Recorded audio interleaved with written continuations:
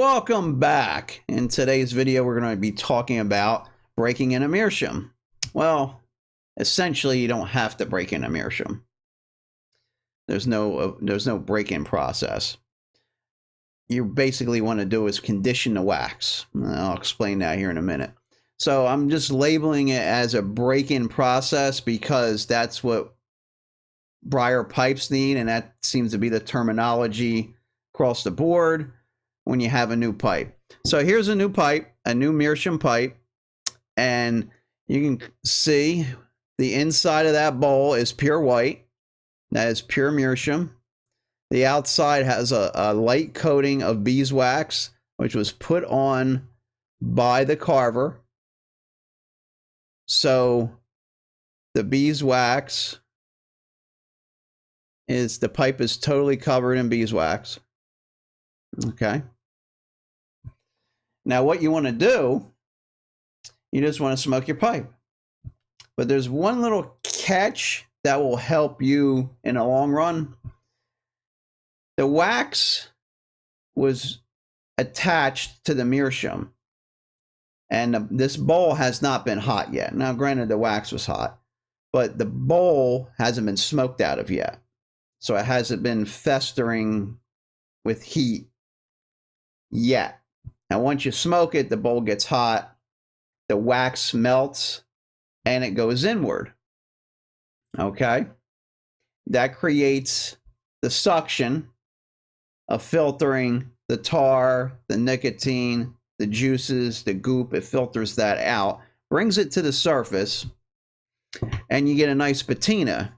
This particular pipe has about 50 bowls on it.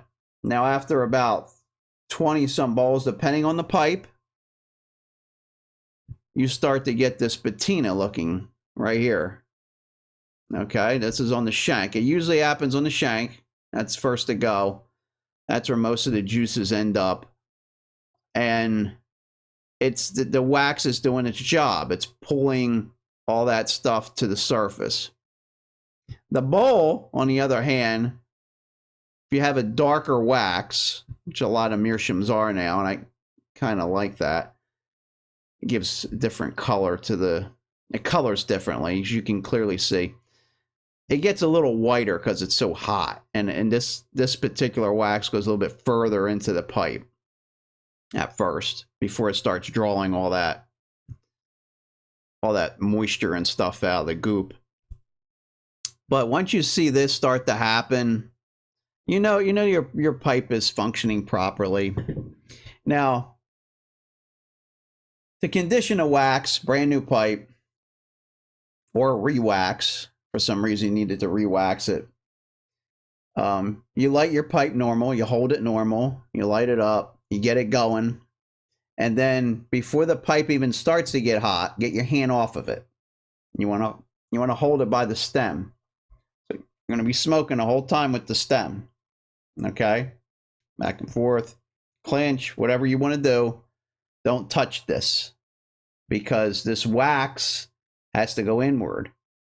The more you play around with this when it's hot, the more you're going to rub the wax off, and then the pipe's not going to function properly. So you're going to have to rewax it. So make sure you're not fondling the pipe when it's warm. I have a habit of doing this for about a dozen bowls. That would really... Is that overkill? It might be. I don't know. Every pipe's different. Every carver has different thickness of waxes. I personally believe that this darker wax is a lot thicker over the different pipes I've smoked over the years. The white wax, the real light beeswax, particularly like on this pipe, it seems like it's a little thinner. This is just my observation. I don't know. So it will rub off. You might not realize it. And another word to the wise, don't touch your pipe when it's hot. When you're done smoking, you want to put it on a pipe stand. I like these. They're the correct official pipe stand, you want to get the one that has the hole in it, and it just grips it by the stem. That way nothing is touching this. But you have two little points here, 1 and 2, that touch the pipe, and that's really it. Okay, you get that little spot there and there. Every pipe sits different because it's all different fancy carvings.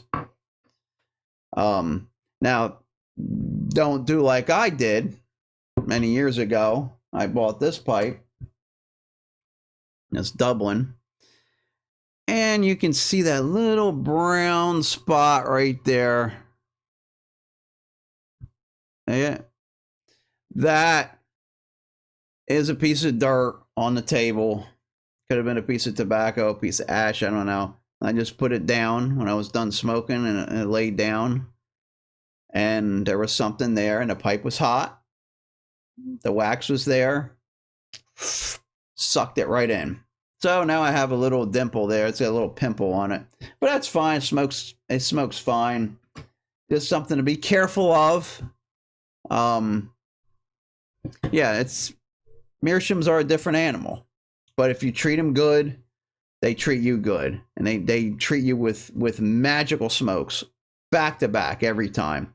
So, like I said, the so-called break-in process is basically conditioning the wax into the pipe for a brand new pipe, and whenever time you need to recoat it. But on habit, I always smoke holding the stem once the pipe's hot. So like, say like a pipe like this, I've been smoking for a while now. It's the wax is good and golden on the inside.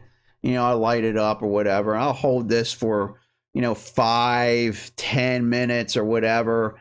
And when I start to feel a little heat, my hands go right back up here. I'm playing the saxophone. So it goes right, my hands go right up here. So I stay away from all this, and it will save you a lot of headache. You want this pipe to keep smoking thousands of bowls, it will save you a headache.